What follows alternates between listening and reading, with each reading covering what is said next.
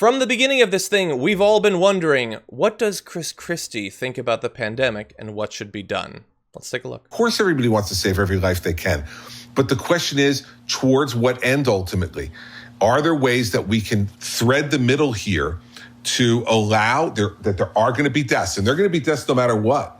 And if we can do things to keep people in the mode of wearing masks, of wearing gloves, of distancing where appropriate, we've got to let some of these folks get back to work, because if we don't, we're going to destroy the American way of life in these families, and it will be years and years before we can recover. Okay, so JR, that's Christie, and he's saying we got to get back to work. So that's what we generally hear. We should acknowledge he's at least saying in some areas there should continue to be social distancing. So, I think he deserves some credit over and above other commentators on Fox. How much credit, or any credit at all, do you think he deserves? Well, it's just specific. There's qualifying words that are thrown in there. He said some people get back to work. Which people are those? Mm-hmm. People that help you do the things that you'd like to continue to do. Not the people that are like you. Not the people that are too rich and powerful to contract the virus. No, not those people. We need those people. We need the foot soldiers. We need the ground game. We need the people that are expendable. Yeah. To go back to work so that we can continue the American way of life. I was just tweeting about this. So what is the American way of life? It's this economy that we tout all the time. It's our foothold on the rest of the world. We're the richest. We're the baddest. We do this the best. We're stronger. It's that. That's the American way of life. So the low-level worker at McDonald's, or the person who and not even low-level, the person who delivers your mail, because people like Christie, they're not going to be walking around the neighborhood with shorts on, maybe dealing with dogs and yards and stuff and delivering mail, even something as simple as that. They won't do those things. But the people that like him, none of them are saying, hey, you know what? So I think we just get back to work. And all my employees that are most vulnerable, have the least amount of healthcare, have the least amount of money, have the least amount of power to actually fight something like this, they stay at home, and I'm going to get in there, and I'm going to be on the front lines because I really believe in this. They're vehement about how they believe in opening the country back up, continuing the American way of life for themselves. The American way of life is for them. Mm-hmm. He's not going out there and saying, I need my McDonald's worker to continue their way of life, so I'm going to die for them. Mm-hmm. It's the other way around. I need the McDonald's worker to die so I can continue my way of life. Because I guarantee you, and I'm just using McDonald's as an example, but because if he goes through his drive-thru every weekend and he knows James at the drive-thru, yeah, and suddenly James dies, and then 2 weeks later he's not there, you know who doesn't notice that? Christie does not notice that. Because someone else is handing him his burger and fries. Yeah, just keeping it real. It is amazing to me at this point that not even one of either the politicians or especially one of the media figures has even just as sort of just say, I will volunteer. Yeah, no, I'm going to do this. I'm going to prove how much I actually believe we need to get back to work, and I'm going to do X for a week or something. Just anything. Not even one of them. They're so justifiably scared of getting this thing that they won't even do a stunt to pretend to take it seriously at this point. And Christie's he's gonna be sitting at a ball game. No, he's gonna be at home. Tucker Carlson, all of them. They're not advocating for them to go back to normal. They're advocating for everyone else to go back to normal. And again, as you pointed out, when the deaths happen, they're imagine you go back to work as a result of the advocacy of these a-holes. You go off, you get sick, you die.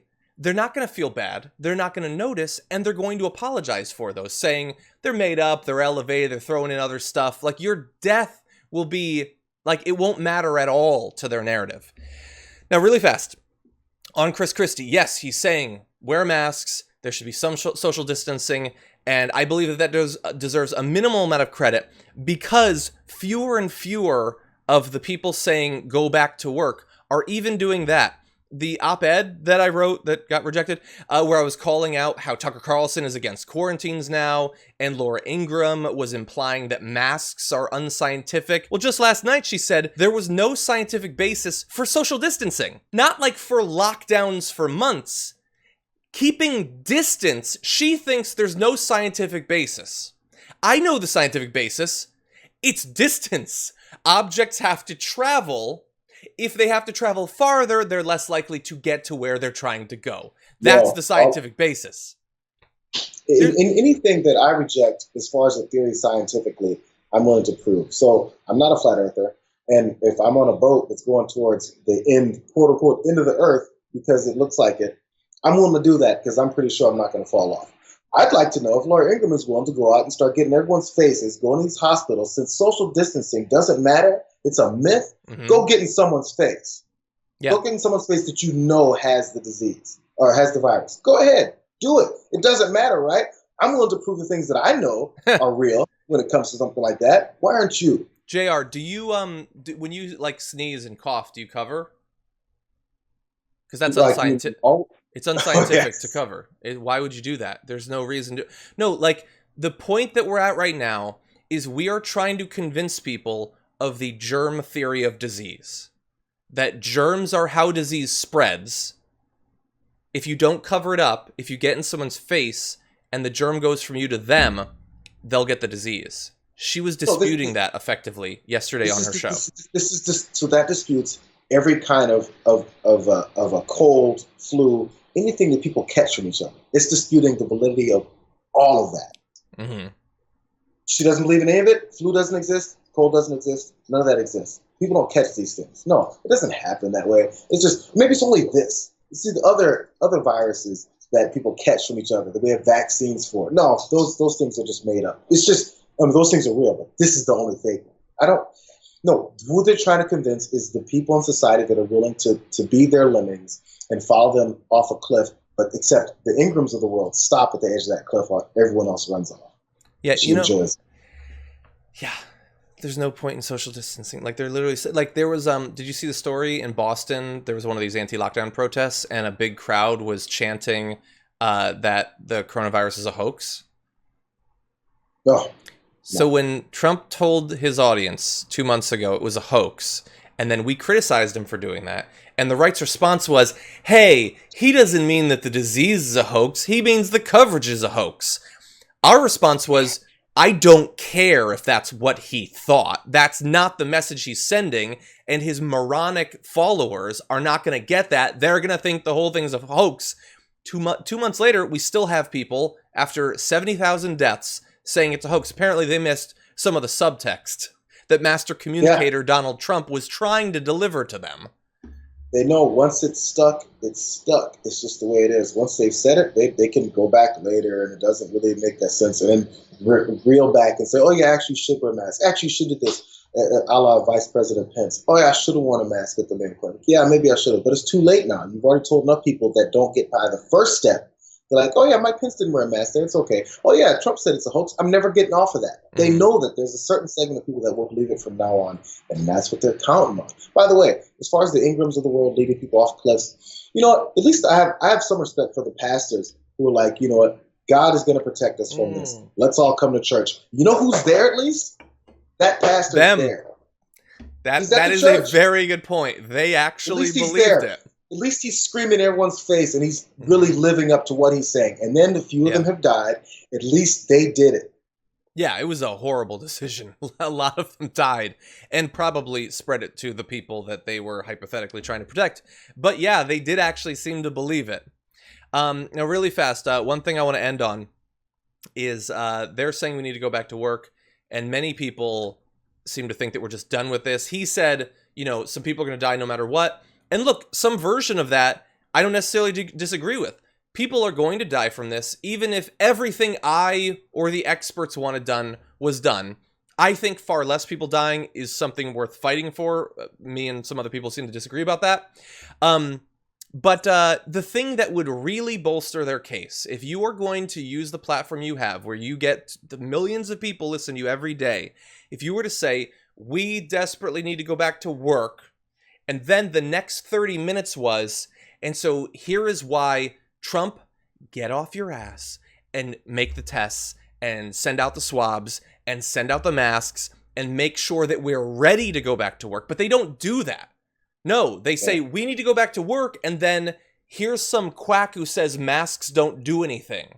Like, it would be so easy for Ben Shapiro to be like, I care about the economy of America, and I want to make sure that we get off our feet. And that's why we need 5 million tests being conducted daily, and I don't care if it takes the Defense Production Act. It's going to happen, and I'm going to do coverage until it happens.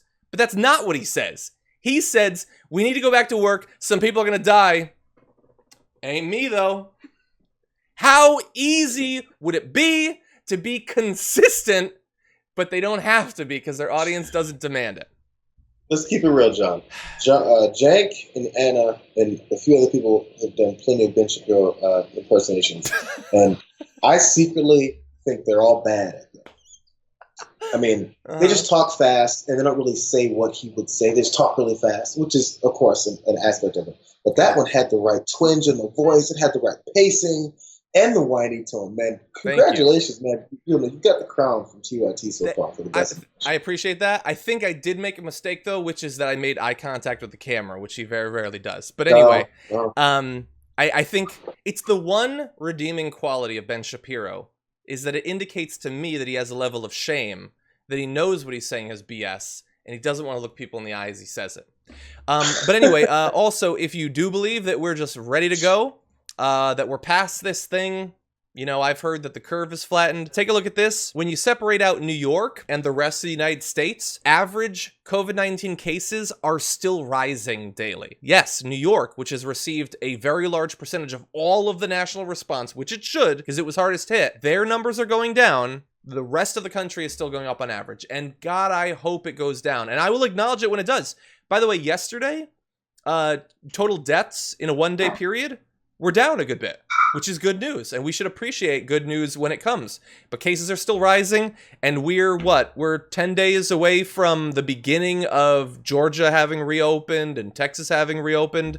And so we're going to look nationally, and we're going to look at the states. And maybe this gamble will pay off. But again, it's a gamble where the dice is a working class, not the people throwing the dice. They're going to be fine. They win either way. Yeah. I'll say it only one more time. I live 10 minutes from the beach. Trust me, I want to be there. And trust me, the reason I moved to LA from the tundra, the climate, or whatever it is that was Detroit, Michigan, is partially because of weather and the beach. So I made my whole life decision on where I'm going to be because of something like where I'm not able to do. What is my motivation for sitting in the house again when I don't want to? What's my motivation for pushing this hoax of a thing on everyone else in Kansas? What does that have to do with me? Like, there's no motivation for this. In fact, I should be the one who wants to get out more than anyone else. Yeah. Anyways, just always remember that every time someone tells you you're looking to destroy, because you're a part of what they're saying you're trying to destroy.